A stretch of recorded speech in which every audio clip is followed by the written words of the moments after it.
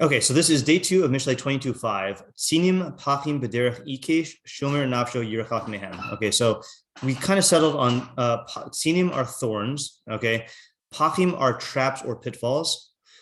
They're on the path of ikesh is a crooked person. I mentioned yesterday, perverse is also a good translation, but the only reason I don't like using that is in English, perverse has a either a sexual or a morality, like immorality connotation, like a pervert. You don't call someone a pervert if they cheat in business. Right. Well, I think if you said perverted, then I would think. Right. Perverse, I think. I mean, maybe it's just me to probably know you better than I don't know someone who's just watching it. Yeah. But when you wrote perverse, I was like, oh, that's to take it away from perverse. Yeah. So that's fine as long as we understand that that's the case. One who guards his soul, shomer nafsho, one who guards his soul, or one who guards himself. Okay, those are two ways to say it. Because nafsho is like atmo, right? Atmo we usually use to mean the self, but atmo literally means his bone, right? And nafsho also is used both ways.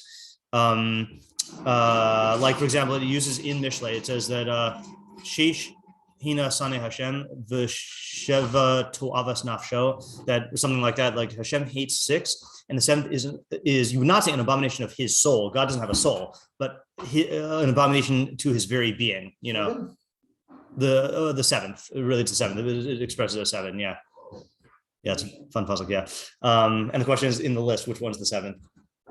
Is it the first one or the last one? Yeah. It's possible we did that last year. I have an answer from last night's shiur. Okay, so it's the question we haven't reviewed yet? Yeah. Okay, all right. Okay, anyway, so one who guards his soul will distance himself from them. Okay, fine. So let's see here. Okay, so our questions were, and then we had the strange Malbim translation, which he explained, but I don't think this is the common one. He translated as illnesses that come from cold and fire pans. Okay, or let's say fire. Yeah, right, fire. I think he says fire pans is like an analogy. Is that the Yaakov Rabbeinu thing? Yeah. I was wondering if anyone was going to bring that up in the meforshim. I haven't seen it yet, but we can find out. Are on the path of a are on the path of a crooked person. Yeah. So I don't think that's the standard translation. Okay. So here are our questions. Okay. You saw the puzzle. Thorns and traps are on the path of a perverse or a crooked person. One who guards himself or his soul will distance himself from them. Okay, so our questions are: who is this advice for? Okay, is it for the crooked person, as the pasuk implies, right? Because if it's saying that these thorns are on that person's path, if you guard yourself, then you'll distance yourself from them. So it sounds like someone who's going to be on the path of the crooked person, right? Or is it talking? If it's not talking to the crooked person, why are we telling him what's on the path of the crooked person? Okay, right. So who is it talking to? 2, are sinim pachim literal or metaphor? Is it literally talking about traps, thorns and pitfalls, or is it some sort of metaphor? Either way, what's it talking about? 3, what does it mean by derech in this context? Are these sinim pachim on the path, like where you walk, right? Like you'll trip on them, you'll be ensnared by them, or are they, like Isaac wanted to say, lining the sides of the path? 4, what is an ikesh? Okay, crooked or perverted in what way? How is he different from a Mishlei, Rasha, or fool? And this is also, what was that? I was thinking about that. Okay, this is also part of the question in 1, because we know, for example, that Mishlei is talking to a Pesi or a Na'ar, but is not talking to a Rasha or a Ksil. So that's we don't really know who this Ikesh personality is. Okay. And we did a search last night, or not a search, we did a, wait, where are we? This is why I'm in Shoftim. Oh, I was looking something up in Shoftim. Makes sense. Stands to reason. Yeah. So if you look at the frequency of usage chart, you'll see that, can you do me a favor and just close that door? 7 and Mishlei wanted to tell him, wanted to burn. Something like that. Let's see here.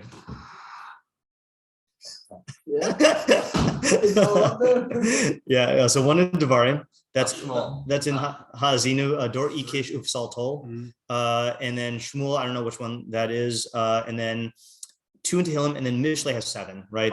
So we said that this could be one of these terms that Shlomo Melech didn't invent, but he took and then made into a personality.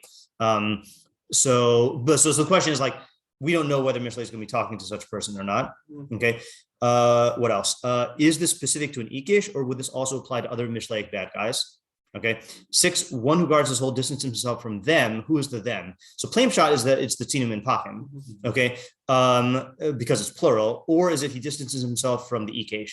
Okay. And it's a little awkward because Ikesh is singular and this is plural. 7, what is Shomer Nafsho? What level of perfection does this indicate about him? Is he merely trying to avoid the Tzinim Pachim, but he's still is fine being an Ikesh?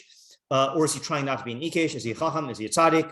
Also, does Nafsho mean himself or his soul? 8, practically speaking, what does it mean to distance oneself, and how would one do this? Yeah. Just a question. Yeah. So one concerns methodology. Sure. I think it was question 7 you had there of the Ikesh being singular. If you were going to say that it's a personality type, then would you be able to say that it's fine that it's in the plural then? Because like this type of personality, even though it's only one person? I honestly don't know. I know in English I'd be fine saying that, like the like if you said like like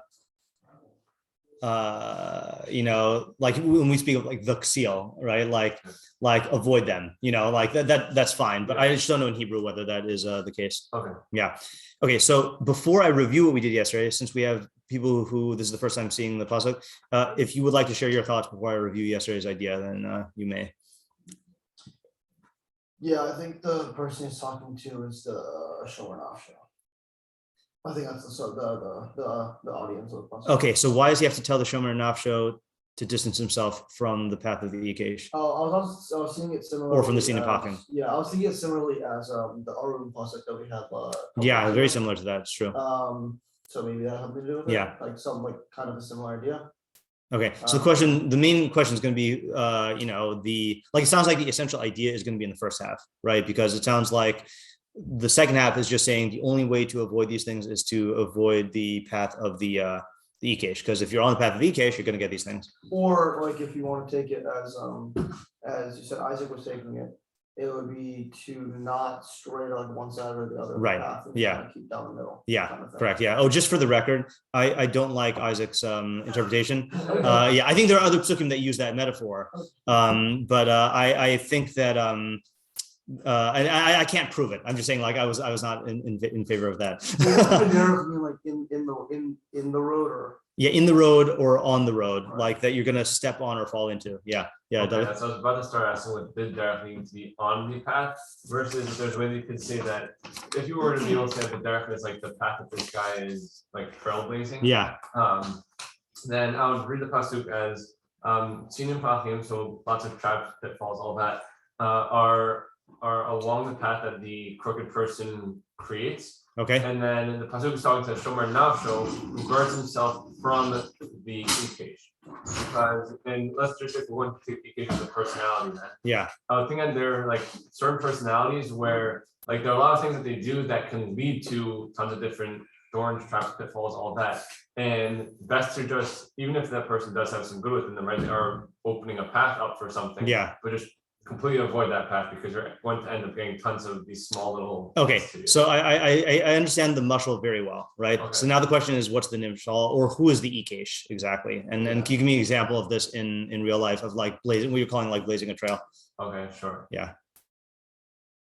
And again, the central question is going to have to be the ikesh. I think that's undeniably the essence of the pasuk. I like what David's saying. Like sometimes it's easy to be naive about it. Like he's on this path that's like full of danger, but like I'm just a healthier person. Like I can walk his path and not. Okay. It's Yeah. just Yeah. like stay away from him and his path. Like it's on. That's like the first fact of the puzzle. It's Baderech. Like Yeah. You're gonna encounter. Okay. Good. So that's in line. That's in line with what we said yesterday, which I'll review after we play this out. Yeah. Okay. Another thought possibility, like who is an Ikesh then? I think there are like a lot of like people that are like doing something new and like, oh, there's like an unseen way of going about new things. Like a young entrepreneur, like, oh, this is like his new method of going about things. And so like it seems like, wow, this guy's like these guys on right, and that's like a new path that he's blazing.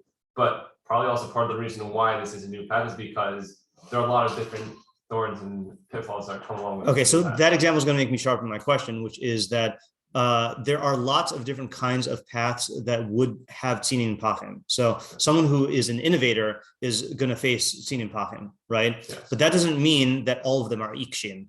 An ikesh is someone specific, like for example, Rambam forged a new path when he wrote the Mishnah Torah. Rabbi Yehuda Nasi forged a new path when he wrote the Mishnah, So what is the ikesh? Getting back to that question.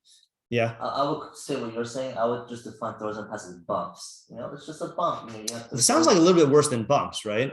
No, this is what's. Oh, okay. Yeah, you were saying like with the point of what he's saying, elevator, right? But I agree with what you're saying. Also, it could be that there are also like actual thorns and traps. Like there are many cases of people who tried to innovate new strategies that they got like bad consequences.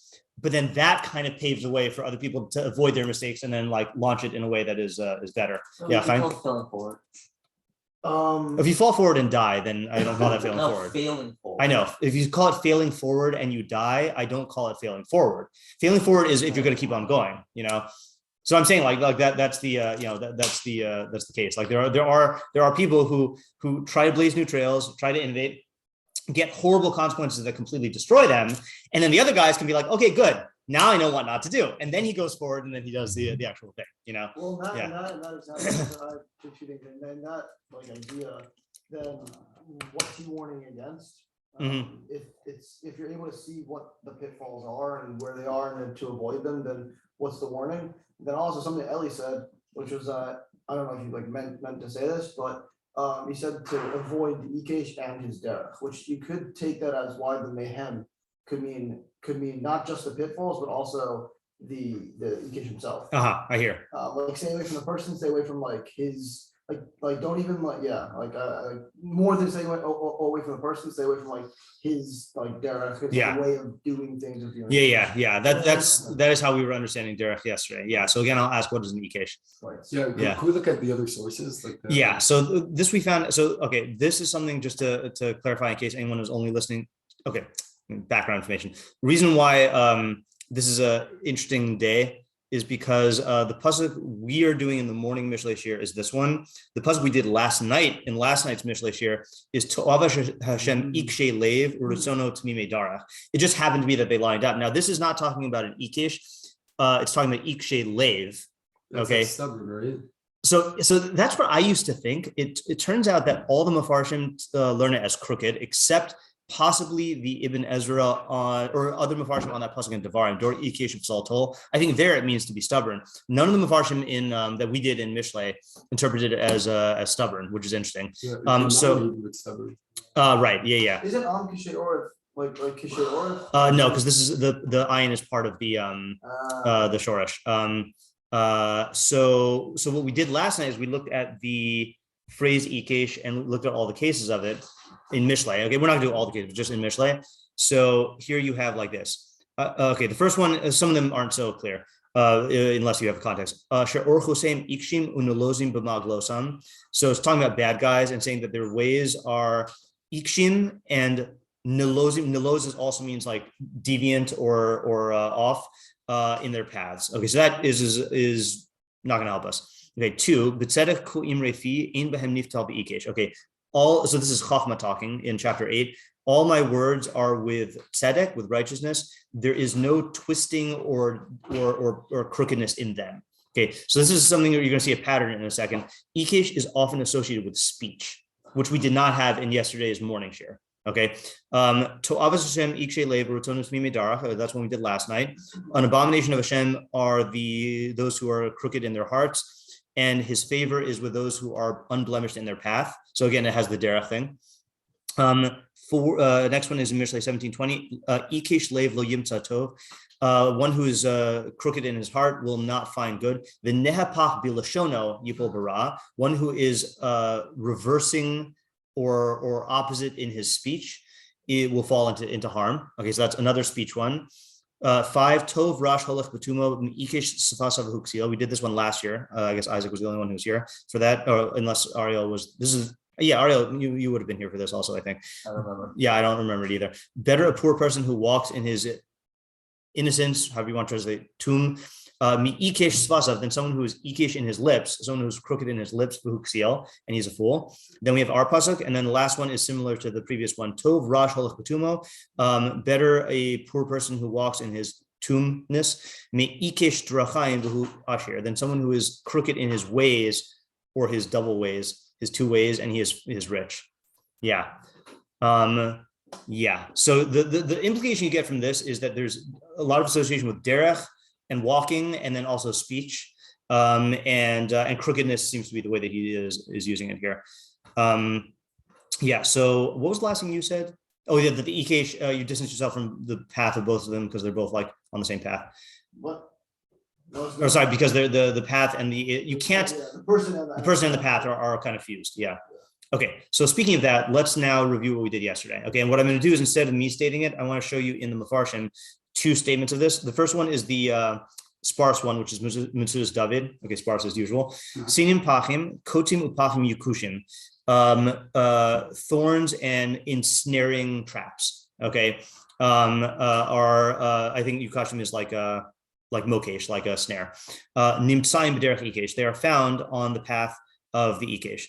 Now, I think that is a proof for my way of reading it. They are found on the path of the ikesh, not that they're lining the path. Okay, I mean, like you'll actually like tread upon them. Okay. Rosalomar hama'akim drachav, someone who crookeds his path or makes crooked his path, yisyaser bakotim, he will be afflicted with thorns, v'yilaked b'pach, and be ensnared in a trap. Abahashomer nafsho, but one who guards his soul, v'sar miderech ha'ikesh, and turns away from the path of the ikesh, hine yirchach mitinu mupachim, he will distance himself from the thorns and traps. V'lo alav yihu, and they will not come upon him. Yeah. On this, so if it's, you see what you're saying, it's kind of obvious to see that the what was it, Ekesh? Yeah. That the Ekesh like gets stuck in these things. Yeah. But if it were like apparent, then Mishlei would need to tell us about it, right? Right. Yeah. So there is a certain blindness that apparently the Ikesh has. I'm saying people looking to the Ekesh. Oh, people looking to the correct. Yeah. Certainly. Yeah. What he's saying, like, oh, he gets stuck in it. Yeah. Whatever. All right. So I'll address. Yeah. One of the questions, which I guess we didn't phrase it this way, but what's the havamina? Yeah. You know. So I'm going to answer that. I'm going to read the Rabbeinu Yonah first, and then I'll say what I think he's saying and what we were saying yesterday. We're only going to read half the Rabbeinu Yonah. Okay. First, just because I think that half directly relates to what we said. Okay. Rabbeinu Yonah is starting on the previous. No. On the same page. I just skipped it. Where's Rabbeinu Yonah? Oh yeah, I skipped it. Okay. Sinim pachim b'derech ikesh. Pa'amim yaniach ha'adam. Sometimes a person will leave aside haderech hayashara, the straight path. Okay. V'yis akish v'yelech b'derech lo sulula lekatzer haderech. Okay. And he will turn aside. Yeah. And go on a path that is not paved in order to take a shortcut. So that was how we defined ikesh yesterday. Someone who's trying to take an illegitimate shortcut. That's exactly. It's exactly what we said yesterday, right? I love it. I know, yeah. That's the best when when they say it, not just like, oh, I can see what we're saying in his words, but he says it exactly the way we said it. Yeah. And you'll find on that path, he will find on that path thorns, v'him hakotim v'habarkanim, which are thorns and briars. Okay, barkanim is briars, which I it registered in my mind when I read this barkanim. That's why I was looking at Shoftim. That's where it's from. The wine brand Barkan, right? I guess it means like briars, because I guess I don't know if there are briars in grapevines. I don't really know grapevines, but whatever. It's named after mountain. Oh, is it? Oh, fine. All right. So then maybe mountain is named after the fact that I had these briars. Briars is another fancy word for thorns. Yeah. I think like bristles. Like bristles. Yeah. Okay. V'yimtsa ba pachim. I think in the Grimm fairy tales, I think that's her name, the princess, Briar Rose. Yes. I think because it's associated with the pricking her finger on the Sleeping Beauty. Yeah, right. It says like little balls that get attached to you, right? Oh, those are also briars, I think. Yeah, we'll have to look it up. Okay. V'yimsa ba pachim, and he'll find pachim, which are him ha-michshala. So he learns pachim differently, not traps, but stumbling blocks. Okay, because since people don't go on that way, this is very similar to your idea, David, but not saying it with the broad scope that you were. Since people don't go there, Allah kim shonim, then thorns will grow up there. Thorn branches will grow up. V'lo herimu mehem misham mikshel, and people will not remove the stumbling blocks from them. Right? This is a path people are using all the time. They'll make sure that it's paved and clear and stuff. A person will receive harm from this. And he'll be stricken by the stumbling blocks or the thorns. Okay, shomer nafsho yirchak mehem. One who guards the soul will distance himself from them. Someone who guards the soul will go on the straight path. And he will guard himself, distance himself from the thorns and stumbling blocks that are on the path of the ikesh. And then he'll reach his desired goal destination on the straight path. And he won't get any damage. And he'll arrive there intact in pegara without any harm. So the way we explain it is like this, okay? That the pasuk, so ikesh is someone who tries taking an illegitimate shortcut. And I'm using the word illegitimate shortcut because there are such things as like, I guess what we nowadays call like life hacks, which is more efficient ways of doing things than the ordinary person sees. And I think that that's very in line with Mishlei because the whole thing is, one of the benefits you get from Mishlei is, it says in 1:5, 1:6, Navon tachbulos yitneh, that if you're a Navon, who's the creative thinker, you'll get strategies. And the Navonim are all the ones who found more efficient ways to do things. In fact, Mishlei itself was a more efficient way to teach Torah. That's what Chazal say about Shlomo, is that people were not able to access Torah, and Shlomo Melech gave them shortcuts that allowed Torah to become more accessible. So I'm using the word illegitimate shortcut, and I guess we have to talk about what that entails. But just for now, there are two categories. So the thing is that if you try to take an illegitimate shortcut, then you will encounter two types of harms. Okay, and the way we defined it is, I was learning pach as traps. Okay, so tsinim are the thorns are natural consequences that harm you. Traps are man-made consequences. Okay, so let's say the examples we gave are let's say you we gave a couple of examples yesterday. Like there's lots of forms of illegal activities that people engage in I'll use the new example. Like let's say you are making a certain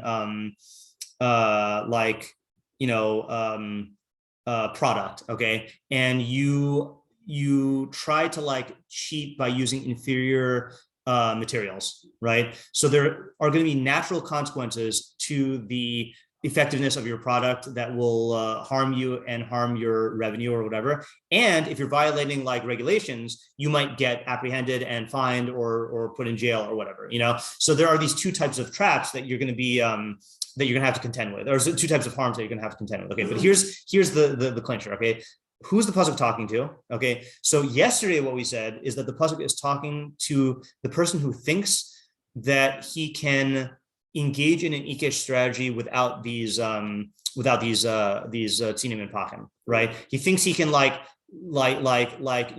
take shortcuts without encountering these consequences. Okay, yeah. And it seems from Rabbeinu Yonah that what he's saying is that, at least what I got from it, is that not that he's not going to get hurt, but that he's going to get hurt, but he's going to think it's worth it for the shortcut.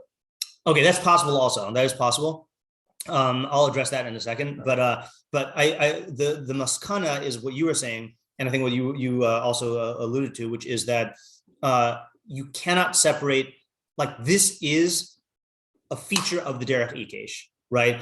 So if you take a shortcut, you will encounter these things. An illegitimate shortcut, then you will encounter these things. Okay, so that's what we said yesterday, but I think there's a better havamina now. Okay. Oh, and according to that, then the Mishlei is talking to someone who either is an ikesh and thinks he can avoid these, or someone who is on his way to becoming an ikesh. Yeah. Where does he call the pachim man-made? He's not calling it that. That was my interpretation yesterday. He says michshol, which seems to be another natural thing. Yeah. I thought michshol would be also a man-made idea.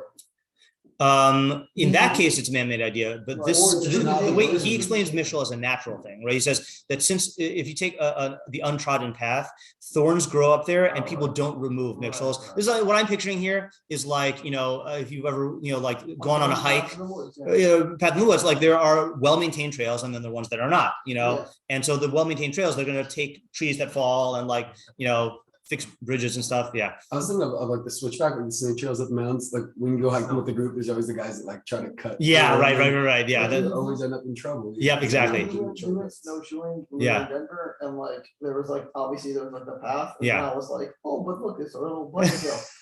Sunk in like to my Oh, yeah. because it wasn't a bunny hill. Yeah.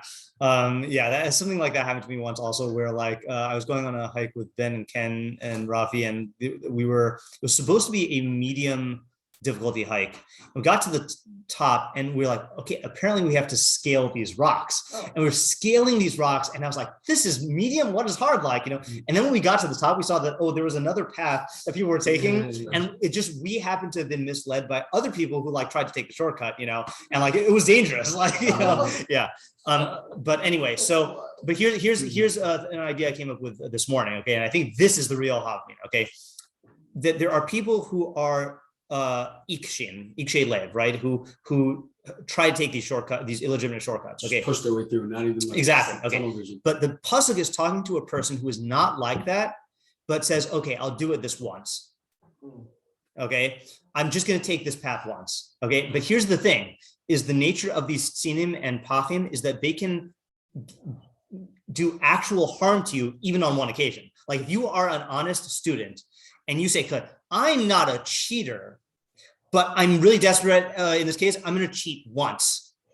Bam. Like that could be enough to like get you and to get you in trouble and to get you, flunk the class, lose the scholarship, and I think it's a type of reasoning that people engage in that I think Mishlei is good at combating, which is as follows: is people label good guys and bad guys, and they say, well, I'm not a bad guy, I'm just going to make this decision in this case, and what the Mishlei is telling you is, no, if you go on the derech of the bad guy, the derech doesn't care what kind of person you are. Like the path with these briars and thorns doesn't care if you're a person who usually takes the straight path. If you go and you step into the trap, it's going to trap you no matter what, and if you want to avoid those things, you have to actually just avoid that path entirely. Yeah. Are we saying that the Ekesh also gets hurt by these things? Mm-hmm. Okay. So, Definitely, but I'm saying that the pasuk is not talking to the Ekesh, Right. and I'm not ruling it out. Like the pasuk could be talking to the Ekesh, but I guess last night after seeing that Ekesh is a personality, I'm less inclined to think that the pasuk is talking to him, and instead it's talking to either a person who's on his way to becoming an Ekesh or is momentarily tempted to taking the derech of Ekesh. Right. Yeah. So I was saying more that like if the Ekesh wasn't getting harmed Yeah, or was getting harmed less, maybe. yeah, You could say that part of it is that I'm not a bad guy, but that could also be part of what's going to get you hurt if you don't know how to like traverse these waters at all. yeah, Like if he's like, the Ekesh kind of maybe knows what he's doing a little bit, but he can still get hurt because I don't know, like a vine just like smacks him or Yeah. whatever. But a guy who like decides he's gonna take it for like one time, like is like fooling himself on two accounts. One is that like he can't get hurt. He won't really get hurt because it's only one time. yeah, And then he's not gonna get swept up in this idea, but then also he doesn't know what he's doing. right, So, like great that you're only gonna do it one time, but Right. like, you don't know what the trap looks like. You don't know what the thorn looks like necessarily. Right. So yeah. you're just gonna get hurt. That reminds me. I think Isaac said, I think you came up with this idea, Isaac, about the difference between sinim and pachim, that sinim are things that you can see and pachim are things you can't see, right? The visible threats and the invisible threats, and it is funny, by the way, with thorns, like sometimes you do say, okay, I can get through this, and then like you get through it and it like tears you or like cuts you or whatever, so like even that's not, somehow the fact that thorns are visible doesn't make them like more avoidable. strange, Yeah, I mean, I think I would also add that maybe like even an individual who maybe does it one time and like he's not like he doesn't get caught or whatever, right? Like the derech in terms of lifestyle will still have. Yes, that's the other thing also. So right, correct. Yeah, It doesn't have to be a one-time thing. right. So derech could also be so I think there's two metaphors of derech. Okay, one metaphor presumes that you are at the crossroads, and I'm either going to take the derech yashara or the derech of the derech ikesh, right? Yeah. The other metaphor of derech, so derech meaning a mashal for choice, right? The other metaphor for derech is developmental path, and that along the developmental path, of the Ikesh are going to be these thorns and traps, even though it might not be at the outset, like in your case. Yeah, because you do have people who maybe like robbed the bank and like they got away with it. And like now, wow, I got away with it. I could do more now. Right. Yeah. Yes. This is like the biggest plague in Israeli culture because there's like Oh, I'm so curious what you're gonna name. Yeah. Israeli politicians, there are really like a few that push like Ikesh culture, just like take this like shortcut, like no nuanced politics, right? And like very often like the intellectual left will like follow mine, just like let's just like get this out. Like it's a very like Began, like things are this way, and there's no other way to see this, and we're just gonna like try to show people. So what way? It's very. They love Ikesh, like they love being like stubborn, like this is how it is. Right. So that's Ikesh stubborn though, right?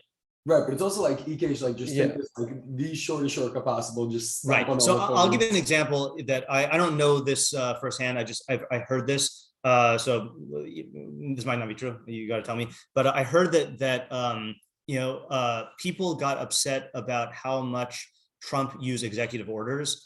I heard though that really Obama was the first person to set the precedent for that, which executive order is a type of derech ikesh in the sense that you're basically trying to enact policy without going through all the channels. And what happened was like because Obama set the precedent for using executive orders to make things happen, then there felt a need when the Republicans gained control to undo all of those and to do as much that they wanted to do. And then now we've set this precedent, and like it led to these problems. I don't know if that's true, but like if it's true, it's a good example.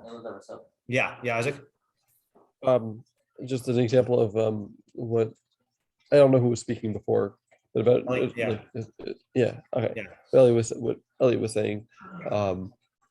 Like I know someone who, I think similar to what Elliot was saying. This person doesn't like she doesn't want to have to like try to be emotionally nuanced when talking to people. Mm-hmm. Like she's just I just like tell the people straight. Yeah. And like I just want people to do the same for me. And to her credit, like when someone is direct with her, like, oh, this is an issue, or like then she's totally like receptive, but she's not. She's like, she doesn't like. She's like, she's very against that like trying to be like nuanced right communication. So, yeah. That reminds me of another example, which I'm going to recommend. Okay. It's a documentary I recommend. I watched it for the second time last night, but it's a very low-key documentary. Okay, so if you want real like exciting documentaries, then I have many to recommend. This is called American Factory. Okay, it's about a glass making factory in Ohio that closed down in like 2007 or something like that, and then China came in and took it over. The documentary is about the clash between Chinese culture and business management and like America. And Chinese are very shortcutty, both in terms of the way you're saying, in terms of dealing with people, and also like one of the reasons why China is so ahead of stuff is they take a lot of actual shortcuts, like to the detriment of people's health and safety and all this other stuff, so it's only a matter of time before like they catch up, before it catches up with them, both in terms of like in this documentary, employee satisfaction, like people were the American employees were not happy, and like the Chinese did not bother to learn how to talk to Americans, and then also in terms of like they were like just disposing waste like wherever they wanted, and it was bad. Yeah. So I was just gonna say the consequences of what. Yeah. What? Yeah, I was just gonna say. I was just saying about Ariel's question. Yeah. Oh yeah. The consequences of what happened when this person was trying to take these shortcuts with dealing with people were that people just didn't want to work with her or like try to work with her in the future, but also try to talk to her about issues because they didn't feel like comfortable talking to her. Yeah. Right.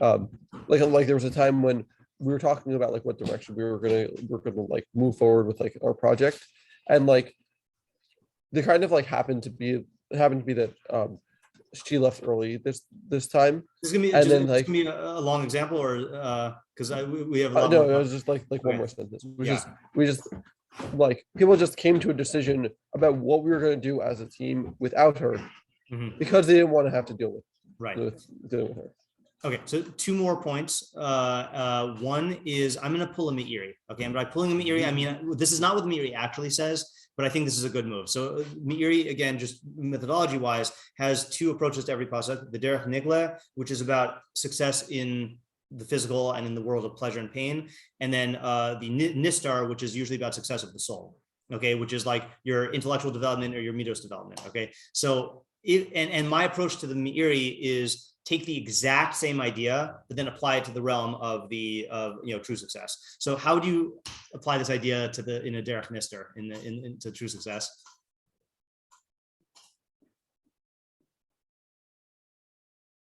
I think that like working on yourself or things like that. Yeah. It requires like long, hard, deeper, more painful than anything. Also. Yeah. Working on yourself. You can't just like. Okay, exactly.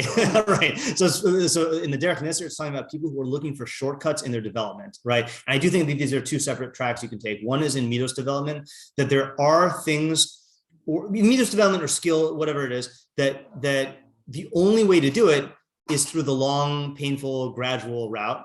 And if you try to take shortcuts, it just doesn't work. Now again, I am saying that there is such a thing as hacks and shortcuts and like strategies that are more efficient. And you do have to differentiate between like, the two, like, and so I'm not going into that. I don't know if you could like give rules for that. I think it has to be examined on a case by case basis. But then the other area is in the realm of intellectual development. And again, I just having been in yeshiva for 20 years, I've seen this all the time. People try to take shortcuts in their learning, whether it be like they don't actually learn how to read and translate, and instead, which is painful and long, they just rely on English. And then they think that they're getting the most out of yeshiva, but then they end up leaving yeshiva and they don't know how to learn independently. And then they don't learn, or let's say when it comes to shiur, they think that they can just, arrive at morning seder late and then like just get all the facts that they need and then start working on the svara. And they think that they're like actually becoming a lamdan, but no, they're not. It doesn't register in the same way. Then taking time to prepare, makes the facts and the intuition register in your mind on a different level. Same thing with reviewing. People don't do chazara, and they think that they can like get the most out of learning. So there are all these shortcuts that people take in learning, and the only way to really like do this is the long, painful route. And there will be stumbling blocks, and there will be like pitfalls. And another example of this in intellectual is, there are people who will give a Devar Torah, right, or give a shiur, and they won't do the research. Like they won't look stuff up on their own. They'll rely on someone's summary, or they will like rely on hearsay, or they won't double check things. And your entire shiur, your entire Devar Torah could be undone by the fact that you didn't do your due diligence, So like, I think that's on the micro level also, not just on the developmental level. Okay, then the next thing, and then we'll get to what you wanted to do, okay, which is that we didn't finish the Rabbeinu Yonah, which I actually didn't finish reading this. So he says, Ubaha mashal hazeh al inyan mashi hiskir, Akiv anava yiras Hashem osher v'chavod v'chaim. So he connects it to the previous pasuk, which is on the heels of humility is fear of Hashem, or however we want to translate that, wealth and honor and life. In fact, actually, we do need to see how he translated that. He says, that anava is higher than yiras Hashem, right? So meaning that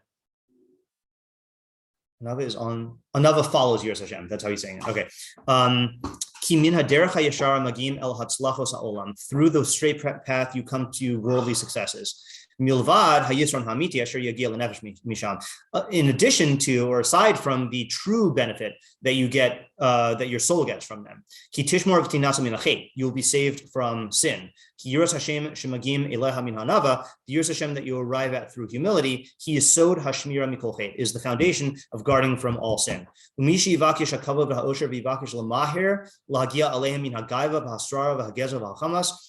you are seeking kavod and wealth, I don't know why it doesn't mention kaim, and you do it, you seek to get it quickly through haughtiness or dominance or theft or violence, robbery. Yimtza hanizakim b'hamikshos legufa b'olam hazeh. You will get harm and stumbling blocks in this world, ulanafsho b'olam haba, and you're going to harm yourself in the next world. Yeah. Maybe those 4 examples of the things you talked about, how you're doing it with guy or like maybe those are fine.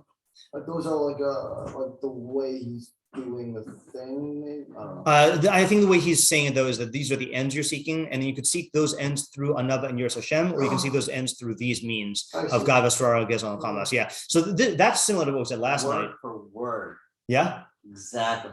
What we said last night. Oh, there's the whole thing. Okay, yeah. So last night, just to if you don't want spoilers, if you're going to listen to last night's shiur, then cover your ears. To'avas Hashem ikshe lev u'ratono t'mimei darach. Our point was last night was that this is really Isaiah came up with the idea, but then it was reflected in a lot of the meforshim we saw that that we know from Mishlei that if you get good midos, which is t'mimei darach, then you're going to get benefits in this world. And we know that if you are crooked in your midos, then you're going to get bad consequences. But what the pasuk was telling us last night is that in addition, those with good midos are going to get divine favor. They're going to get assistance from the hashgacha. The term I coined last night is you're going to have the hashgachic tailwinds, and then, but if you are corrupt in your dealings with people, then in addition to getting all the Mishlei consequences, you're going to be opposed by Hashem. The hashgacha is going to be distanced from you, and you're going to reach obstacles there also. Okay, now, finally we get to what Ariel wants, which is I quoted a Gemara yesterday, which we didn't look at inside, and I still didn't have time to look at it inside. Okay, so the Gemara that people have heard usually is Hakol b'nei Shemayim chutz mi'yirah Shemayim. Everything is in the hands of heaven except for the fear of heaven. Okay, which the Rambam explains means the chira, right? That everything is in Yirah Shemayim, he says, means all free will. So you there's things you can control and things you can't control, right? This is the foundation of Stoicism. And God controls everything else. The Gemara people don't quote is Hakol b'nei Shemayim chutz mitzinim pachim. Whoa. Okay, right? Everything is in the hands of heaven except for thorns and traps. Okay, and our question was like, what the heck is that talking about? And Ariel has an idea. Yeah. All right, using what we said last night. Okay. With like how you also be removed from divine providence. Yeah. If you're if you're an evil slave, Mm-hmm. then maybe say that on the flip side, maybe if you're like a good person, Hashem will remove that sinam and pachim from your path. Even if you're on the righteous, because Okay, right, anywhere, right? Yeah. But we know that this is if you are a corrupt person, like they're not even, it's not even like going to be in your favor. Yeah. Okay. All right. Good. Okay, no, that's actually really good. Okay. So let me just state that, but elaborate on a little bit here. So one of the things we said the chiddush last night was that, this is a chiddush we don't appreciate. Okay. I'll say it the way I said it last night. We take it for granted that our God cares about perfection, about midos and morality. Okay. That's a chiddush, right? And an example that we're familiar with just from like culture, Greek gods, have you seen how immoral they are? Right? like they are immoral, they're capricious, they like do things impulsively, like they rob, they cheat, they steal. And as a consequence, then like the Greeks, you might have had like an Aristotelian or Socratic idea of like perfecting your midos, but it's not coming through religion. There's nothing that says, oh, if I am a moral person, then God will be on my side. Similarly, in like a lot of the Eastern religions, like there might be a morality that is in terms of like how you live, but has nothing to do with divine favor. So I was saying that like when Shlomo was writing this was still like a chiddush of an idea. And so a person can think that he might be able to engage in crooked shortcutting, illegitimate shortcutting, and still have the divine favor. You see that this was a big problem in Bias Rishon, is that people felt like as long as I give my korbanos and I daven, then like God is going to be on my side. But because they were mistreating their fellow human being and oppressing the poor and all this other stuff, then they did not have divine favor. So now in light of that, so say again, everything is in the hands of heaven except for Tzina and Pachim. So how are you reading that? Yeah, I mean like it's Tzina and Pachim, like at least when Mishlei, it's referring to like a crooked person. Right? Yeah.